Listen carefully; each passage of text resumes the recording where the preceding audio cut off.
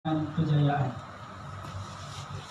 Muslimin dan muslimat yang sama-sama mengharapkan keridhaan Allah Subhanahu wa taala. Bersyukur kepada Allah atas segala limpah kurniaan yang Allah Subhanahu wa taala masih lagi bagi kepada kita peluang untuk beramal saleh, peluang untuk memperbaiki apa-apa yang belum sempat diperbaiki lagi. Allah SWT bagi kita kesempatan untuk memohon keampunan kepada Allah atas segala salah dan silap yang pernah kita lakukan, untuk bertobat kepada Allah atas segala dosa dan maksiat yang dilaksanakan, sama ada dengan sengaja ataupun dengan tidak sengaja. Berikutnya, semoga Allah SWT sentiasa mencurahkan salam dan salam kepada baginda Nabi Muhammad sallallahu alaihi wasallam dan kepada para ahli, keluarga dan sahabat beliau sekalian. Yang dihormati Tuan Imam, Tuan Bilal, yang sentiasa kita harapkan mereka sentiasa diberikan kesihatan oleh Allah Subhanahu wa taala, yang sentiasa membimbing kita menjadi perantara antara kita dengan Allah Subhanahu wa taala ketika kita melaksanakan ibadah salat. Dan yang dihormati juga Tuan Pengurusi beserta seluruh ahli jawatan kuasa, yang kita doakan juga semoga mereka sentiasa diberikan kesihatan oleh Allah Subhanahu wa taala dan keberkahan umur mereka, yang dengan khidmat mereka kita dapat merasakan dapat beribadah dengan selesa, dengan sebab usaha dan sokongan mereka dan sokongan daripada kita semua dan kaum muslimin muslimat yang sama-sama mengharapkan keridhaan Allah Subhanahu wa taala. Sebelum melanjutkan apa-apa yang akan dibincangkan, yang akan disampaikan, saya nak tanya dulu semuanya apa khabar? Alhamdulillah baik ya. Jadi kalau saya tak tanya nanti nampak kejam sangat. Semua sihat alhamdulillah ya. Maknanya dah dapat datang ni sihat lah Ustaz ya. Alhamdulillah. Muslimin dan muslimat yang sama-sama mengharapkan keridhaan Allah Subhanahu wa taala. Ulama hikmah ataupun ulama tasawuf, di antara mereka ada yang menyebutkan bahawa dalam menjalani kehidupan kita ni, kita tidak sunyi daripada 4 keadaan. 4 keadaan itu katanya, yang pertama, kita dalam keadaan beramal. Amalnya itu adalah amal, sama ada amal soleh, ataupun yang kedua amal toleh. Amal toleh ni, satu amal soleh, yang kedua amal toleh, ataupun dalam kata lain disebut dengan maksiat. Sama ada orang itu dalam amal taat yang pertama, yang kedua dalam amal maksiat. Yang ketiga, dia dalam keadaan nikmat, mendapatkan kenikmatan daripada Allah Subhanahu wa taala, ataupun disebut dengan sabra, dalam keadaan dia kemudahan, mendapatkan nikmat Allah Subhanahu wa taala, kesenangan. Ataupun satu lagi darra, ataupun niqmah, satu nikmat lawannya nikmat, ataupun sarra, ataupun lawannya darra, iaitu kesulitan, kesusahan, ujian daripada Allah Subhanahu wa taala. Yang mana kita tak akan lari daripada 4 keadaan ini. Maka dalam menghadapi ataupun dalam menjalani 4 keadaan ini, kata mereka para ulama pun, kita perlukan kepada empat hal, perlukan kepada 4 perkara.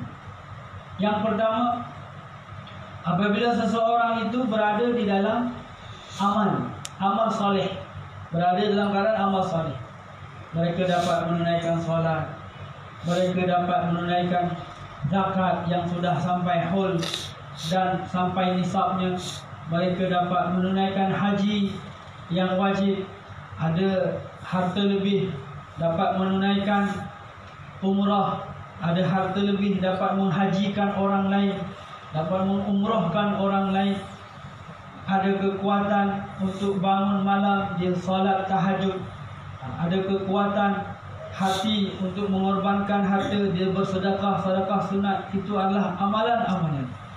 Sama ada amalan yang dilaksanakan secara sendiri-sendiri ataupun secara berjamaah, ataupun sama ada amalan yang diamalkan secara sirri, dia sahaja dengan Allah yang tahu, ataupun amalan yang dilakukan secara jahari, jahal, orang lain pun dapat tengok dia beramal. Maka dalam amal ini perlu kepada namanya ikhlas. Perlu kepada ikhlas. Ada 4 keadaan. Perkara pertama, ketika dia dalam keadaan beramal, maka perlukan kepada ikhlas, sehingga dia akan selamat. Sehingga dia akan selamat dengan adanya ikhlas. Dia berbuat semata-mata kerana Allah Subhanahu wa ta'ala, dan meninggalkan, tidak berbuat maksiat pun semata-mata kerana Allah Subhanahu wa ta'ala. Dia tidak akan mensyirikkan Allah Subhanahu wa ta'ala, sehingga amalnya sentiasa terjaga. Akan tetapi dalam hal dia sedang beramal, dia perlukan kepada ikhlas. Ikhlas sudah ikhlas, namun perlu juga dia menjaga amal-amalnya. Sebab amal ini merupakan satu simpanan yang rahasia, yang tiada siapa yang tahu. Bahkan orang yang beramal itu sendiri pun dia tak tahu berapa juta dah amal dia. Kalau duit dia dalam bank, mungkin dia boleh tahu 100 juta, ataupun 1 juta, ataupun 100,000 simpanan dalam nama. Tapi pahala simpanan amal dia, ada siapa tahu berapa juta dah amal kita? Ada siapa tahu? Tak tahu. Saya jawab terus tak tahu. Tahu je tak tahu kan? Kita tak tahu. Sebab itu adalah rahasia Allah Subhanahu wa ta'ala. Yang beramal itu sendiri pun tak tahu. Selepas mereka bertungkus lumus beramal, kemudian berusaha untuk ikhlas, maka jangan sampai menjadi orang yang rugi. Orang yang berniaga, mereka berusaha dengan usaha yang keras. Mungkin mereka harus bangun pagi-pagi. Ada yang kerana sungguh sangat bekerja sampai tak sempat sembahyang subuh, nak kena kejar untuk sempat pergi bekerja, untuk mengumpulkan keuangan, untuk kumpulkan banyak harta. Dia boleh kira berapa harta dia, boleh kira berapa untung dia. Dia dah tahu untung dia berapa untung dia, dan dia akan jaga keuntungan itu. Dia akan jaga bisnes dia supaya jangan terkena dengan kerugian. Dia dah bekerja sungguh-sungguh, tiba-tiba rugi, Allah rugi, ataupun tiba-tiba kena juri, maka dia akan berusaha untuk jaga semua itu. Begitu juga dengan kita yang diberikan kurnia oleh Allah SWT untuk beramal. Selain yang tadi itu beramal dengan ikhlas, itu pun satu usaha yang perlu diusahakan dengan kuat. Diusahakan, ikhlas itu pun perlu diusahakan. Tapi selepas dia berusaha untuk ikhlas, dia juga kena menjaga amalnya, supaya tidak habis begitu saja, supaya tidak menjadi orang yang rugi, ataupun tidak terhapus pahala amal. Kesian nanti. Beramal 10 tahun, beramal 20 tahun, 30 tahun, bahkan mungkin daripada balik dah duduk di madrasah, daripada tak balik lagi baru mumayyiz kadang. Maksudnya mungkin dia memang anak tuan guru, katakan 2-3 tahun, 4 tahun dah ikut pengajian dah, sampai ke dewasa ataupun dan sebagainya, dah beramal dengan masa yang lama, akan tetapi tiba-tiba nanti balik ke akhirat, balik kampung ke kampung akhirat, tengok-tengok tiada harta yang tersimpan. Ibarat orang jauh-jauh daripada negara kita, mungkin pergi kerja ke Jerman, pergi kerja ke Jepun, bahkan pergi ke Singapura, kadang pergi duduk sana, bekerja dengan berusaha dengan sungguh-sungguh. Dia kumpulkan wang ringgit dia, kemudian dihantar ke kampung dia, hantar ke kampung di sana, makan dia jaga, tak mau makan mahal-mahal, bahkan masak sendiri, ataupun dia tak mau banyak keluarkan kewangan dia di negara luar, dia hantar duit kampung, hantar duit kampung. Tahu-tahu orang yang diamanahkan ataupun duit yang dihantar ke kampung ni, orang lain habiskan di kampung. Balik-balik ke kampung ni, Allahu Akbar, letih-letih saya bekerja, dia tak dapatkan hasilnya. Sedangkan cita-citanya ada. Cita-citanya nak bangun rumah, nak beli kenderaan, nak berkahwin dan sebagainya. Maka begitu juga perumpamaannya dengan kita yang beramal saleh hari ini. Perlu juga kita ketahui apa yang menyebabkan seseorang itu menjadi begitu. Ini dah beramal dari penghujung tahun di Masehi ini, dah penghujung-hujung tahun 2019. Apa di antara yang menyebabkan seorang itu beramal kemudian dia rugi? Allah Subhanahu wa taala firman dalam Al-Quran, A'udzu billahi minasyaitonir rajim. Bismillahirrahmanirrahim. Wa man yartadda minkum 'an dinihi fayamut wa huwa kafirun fa ulaika habitat a'maluhum fid dunya wal akhirah wa ulaika ashabun nar hum fiha khalidun. Dan sesiapa yang murtad ini dia keluar daripada Islam, imma bilisanihi, ada kala murtad sebab lisannya, ataupun imma murtadnya bi af'alihi, dengan af'alnya, perbuatannya dia jadi murtad, terkeluar daripada Islam. Wa imma bi i'tiqadihi, dengan keyakinannya, dia tak ucap apa, kemudian dia pun tidak melakukan satu perkara yang orang lain boleh nampak itu murtad, tapi i'tiqadnya sudah berubah. Na'udzubillah min dzalik. Wa may yartadda minkum an dinihi, murtad daripada agamanya, kemudian wa yamut, dan dia nanti murtad sampai dia mati, wa huwa kafir, mati dalam keadaan kafir.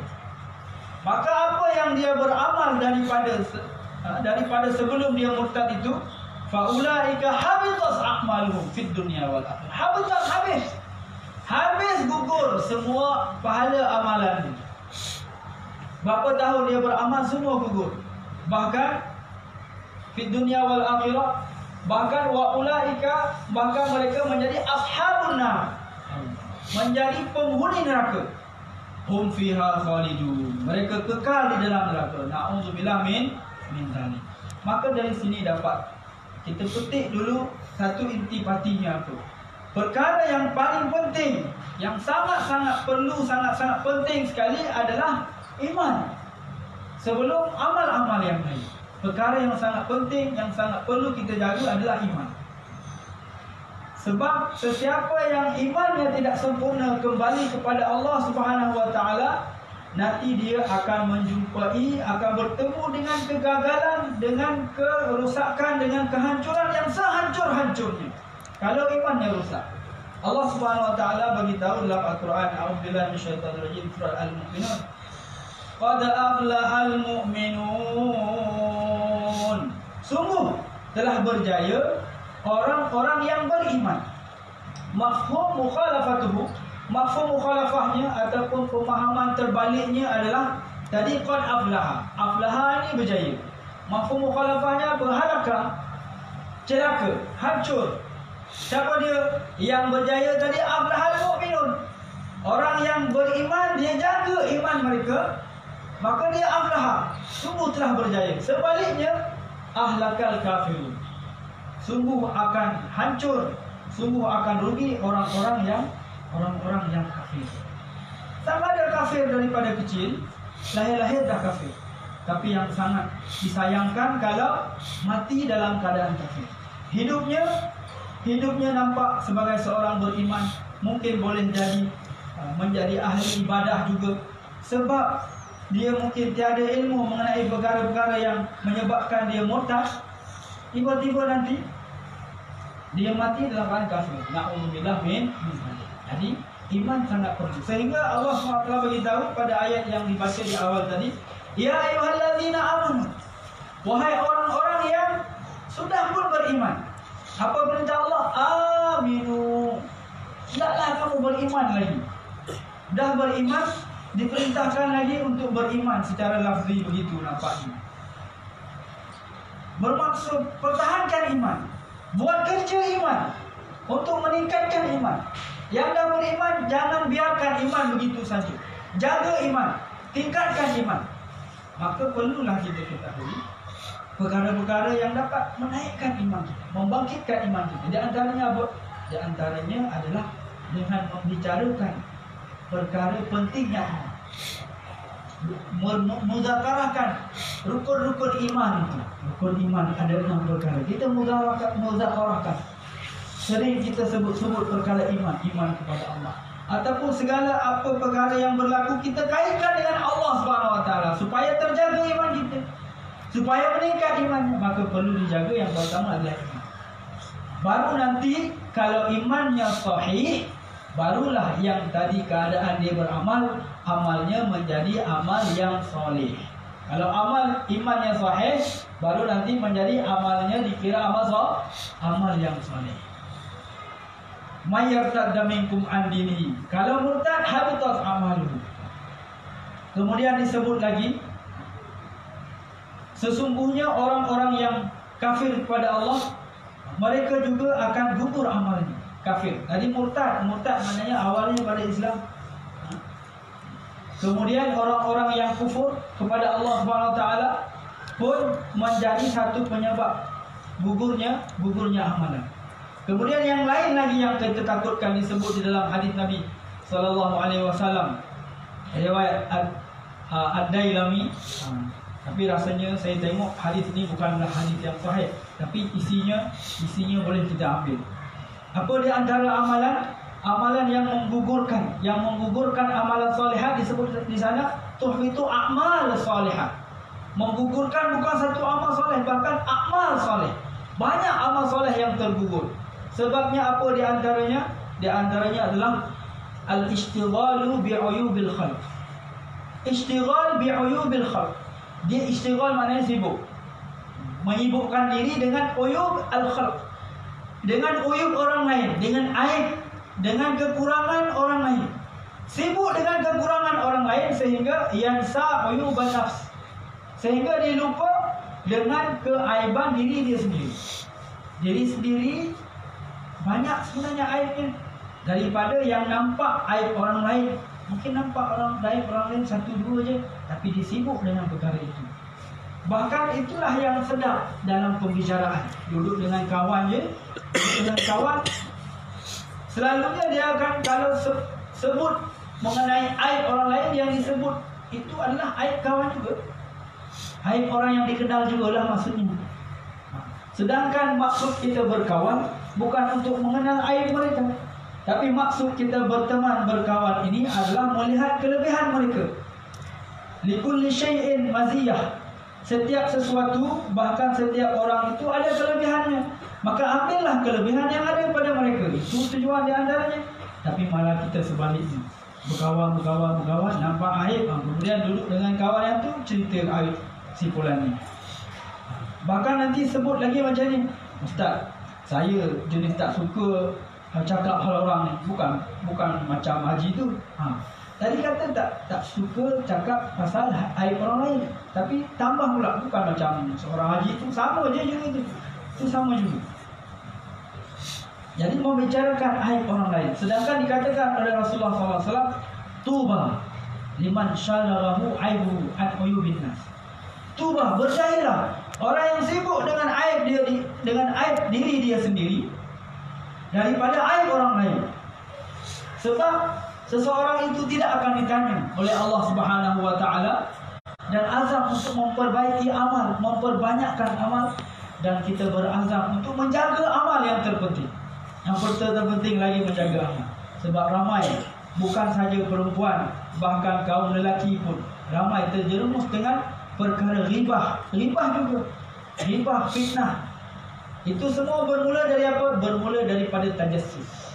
Maka Allah SWT larang, wala tajassus. Jangan kamu tajassus. Tajassus itu mencari-cari.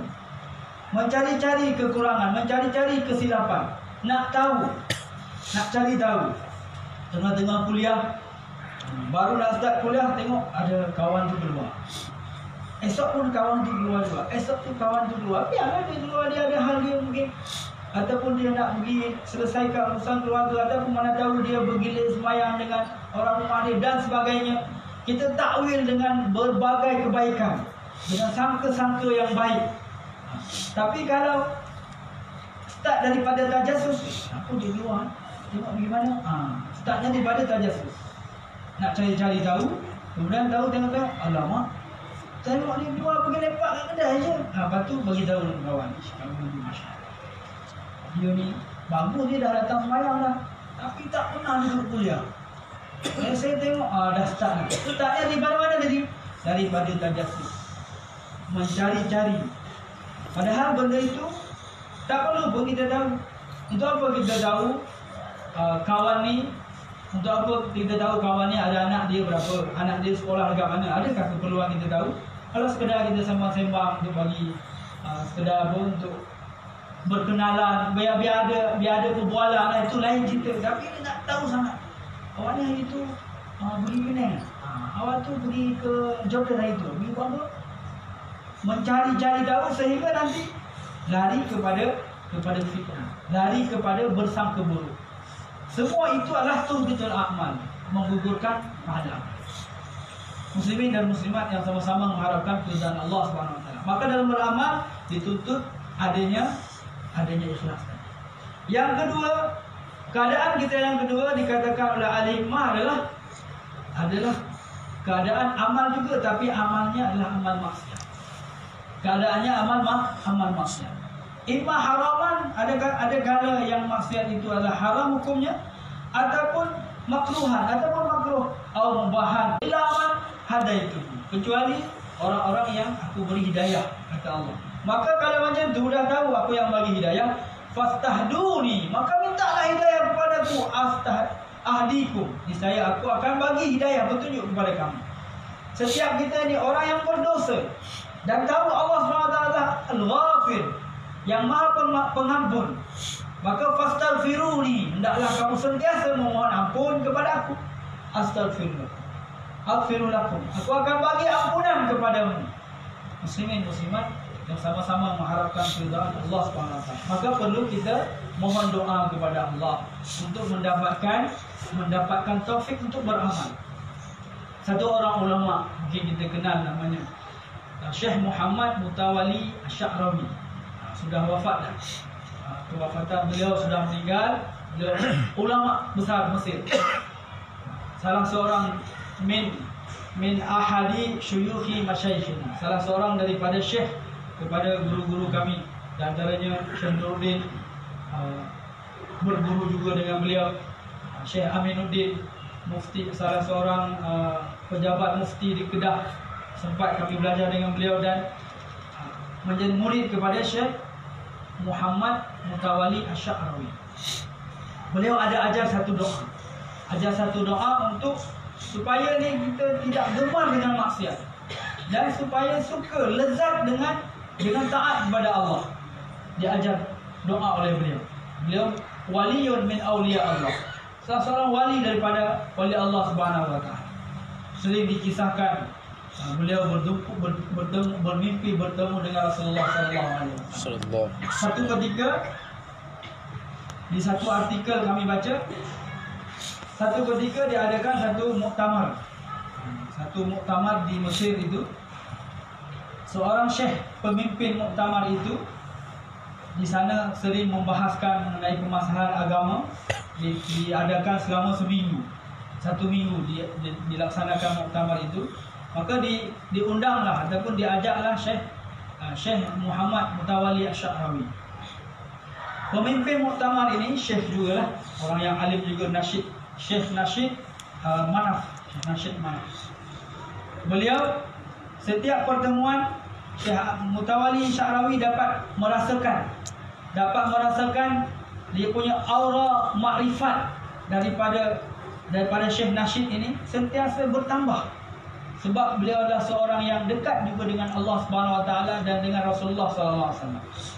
Maka satu ketika Syekh Mutawalli bertanya kepada Syekh Nasyid itu, dengan jamaah juga yang ramai, kumpulan ulama-ulama juga, Syekh Mutawalli bertanya, "Wahai Syekh, saya nak bertanya satu perkara.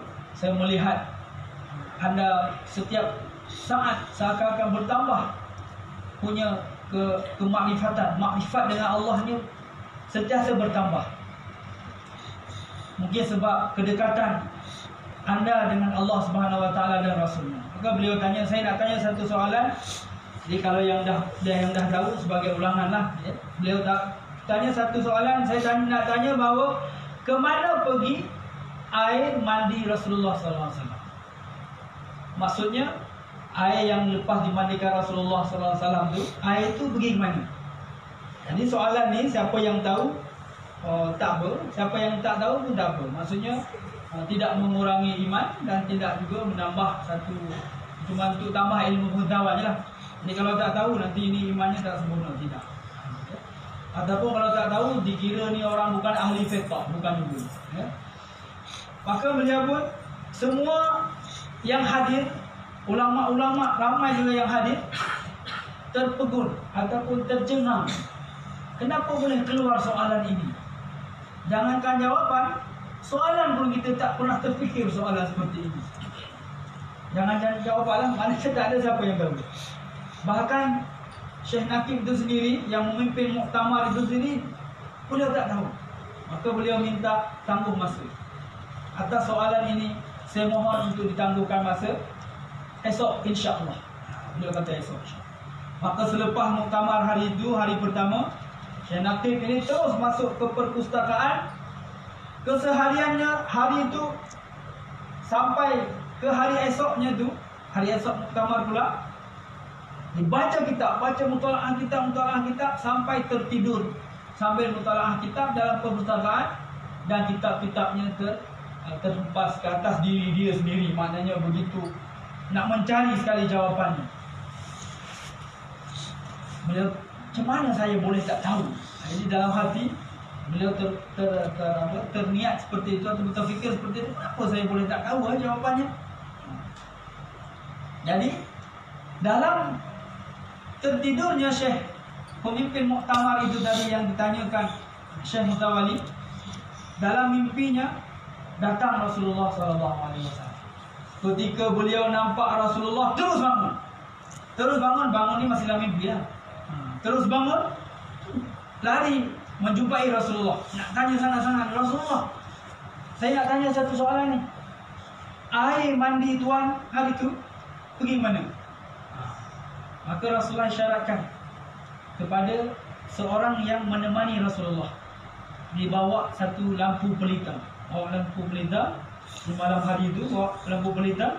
Rasulullah isyaratkan, tanya pada orang ni. Maka orang tu pun tanya, mana pergi air mandi Rasulullah? Orang yang bawa pelita tu tadi dijawab. Nak tahu tak jawapannya? Pergi mana air? Beliau jawab tu, dia kata, air mandi Rasulullah SAW tu. Tunggu kan jawapannya. Mana pergi?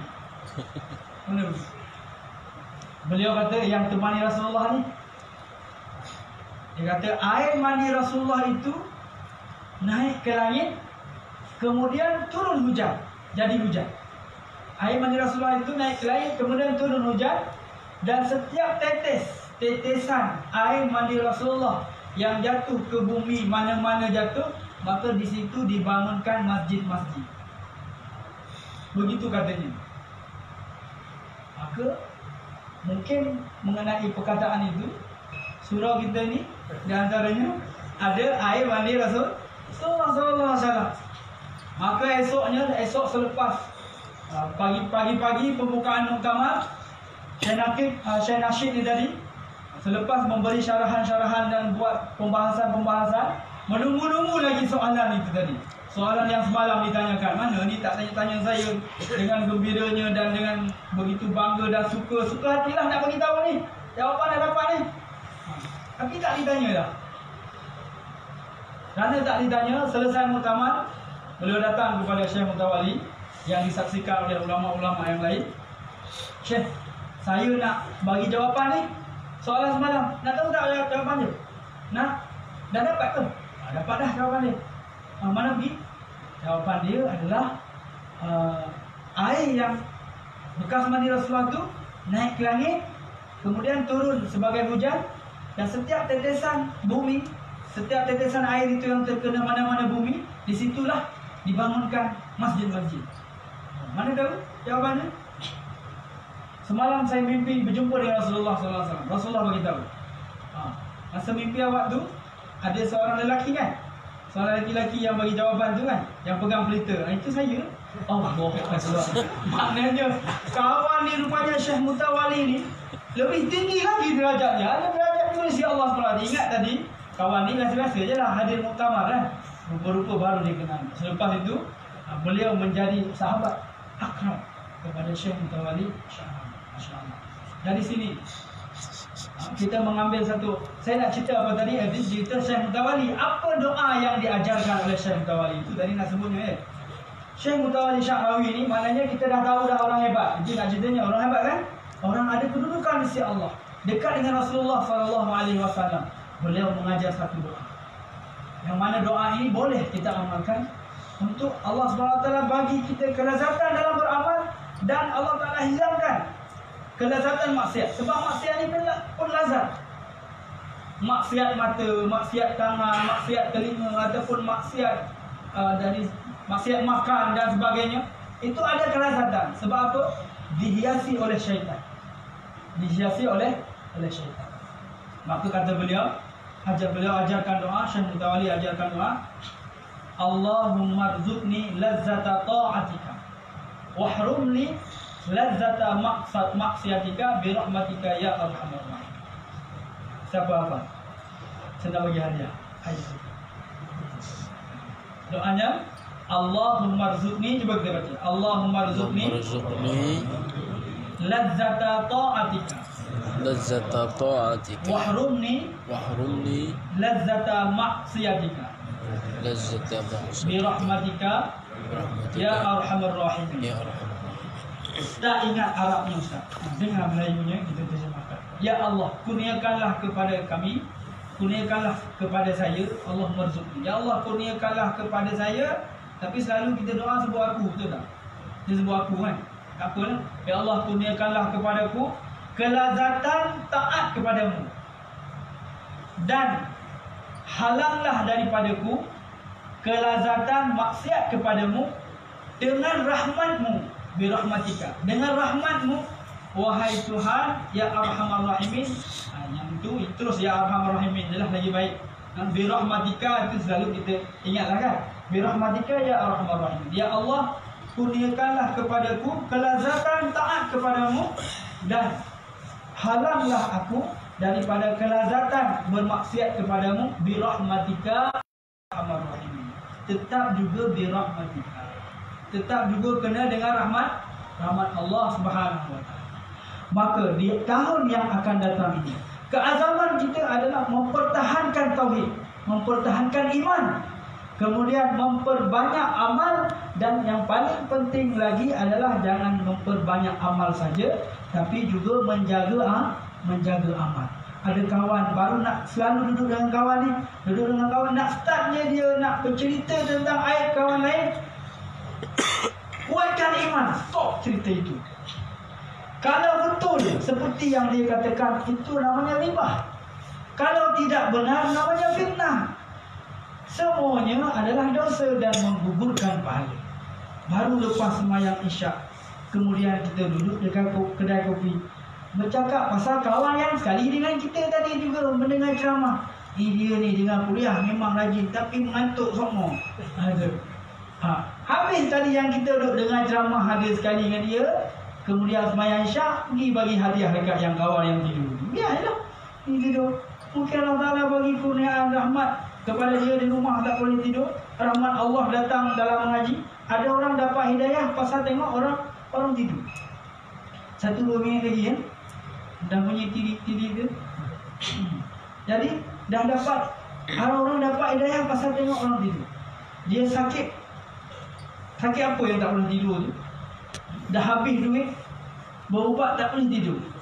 Lalu satu majlis tengok, ya Allah, lenanya dia tidur sedap, kawan tu tidur di depan ustaz tengok ceramah, kawan tu tidur. Allah, apa rahsia dia? Try aku masuk situ, masuk duduk situ, tidur dia. Allahu Akbar. Lepas tu dia terus menjadi ahlul ibadah, menjadi ahlullah, menjadi orang yang dekat dengan ibadah. Padahal dapat hidayah sebab apa tadi? Sebab tidur. Ikhlas ni orang yang tidur selama majlis itu ikhlas. Ikhlas tak ikhlas? Kalau tertidur lah, ikhlas kan? Ikhlas. Maka boleh jadi amal yang ikhlas itu Allah Ta'ala ambil sebagai satu asbab hidayah. Maka jangan kita jadikan itu sebagai bahan kita nanti nak mengumpat dia, bahan nak mengaibkan dia. Tapi kalau pelajar tidur, saya suruh balik. Belajar agak mahal lah, tak boleh kan? Dia dah khusus datang, bukan penat bekerja pun. Siang apa, pagi-pagi penat bekerja, kemudian mereka bukan penat bekerja pun, khusus datang untuk belajar. Jadi mungkin hanya itu yang dapat disampaikan. Semoga ada manfaatnya untuk diri saya yang menyampaikan daripada muslimin muslimat. Semua yang baik datangnya daripada Allah. Yang tidak sedap didengar itu kerana kelemahan daripada yang menyampaikan. Semoga Allah SWT mengampuni saya dan kita semua. Amin ya rabbal alamin. Rabbana hab lana min azwajina wa dhurriyyatina qurrata a'yunin waj'alna lil muttaqina imama. Allahumma ij'al jam'ana hadza jam'an marhuma wa tafarruqana min ba'dihi tafarruqan ma'suma wa la taj'al fina shaqiyyan wa la mahruma. ربنا آتنا في الدنيا حسنة وفي الآخرة حسنة وقنا عذاب النار وصلى الله على سيدنا محمد وعلى آله وصحبه أجمعين والحمد لله رب العالمين. سبحان الله وبحمده سبحانك اللهم وبحمدك أشهد أن لا إله إلا أنت أستغفرك وأتوب إليك.